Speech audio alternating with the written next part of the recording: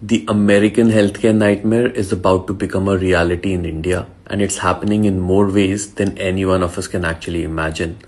So, a friend recently had a minor surgery. One day in the hospital, no ICU, no private room, general ward. And the bill you ask, 3.5 lakhs for a procedure that used to cost a fraction just 5 years back. So here's what's happening behind the scene. In the last 5 years, private equity firms such as Blackstone, KKR have poured over $15 billion into Indian hospitals. KKR bought Max Healthcare, made a 5.6x return in 4 years.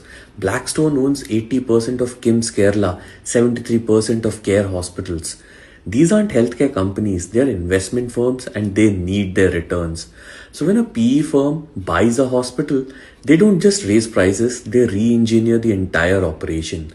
They buy the hospital, sell the land to themselves, then charge the hospital rent to use its own building. Very smart. Low margin patients, routine fever, basic checkups, they are not profitable. So you wait longer. High margin patients, robotic surgeries, organ transplants, cancer treatments. That's where the beds go. That's where the doctors are incentivized to push you. Your healthcare becomes a line item on a spreadsheet. That's it. But here's what really actually worries me. Policy Bazaar, India's largest insurance aggregator, just raised over $200 million to build hospitals. Think about that.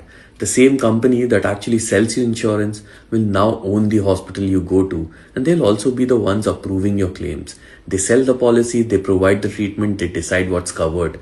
So, where exactly are the checks and balances for things like that? In America, medical debt is actually the number one cause of bankruptcy.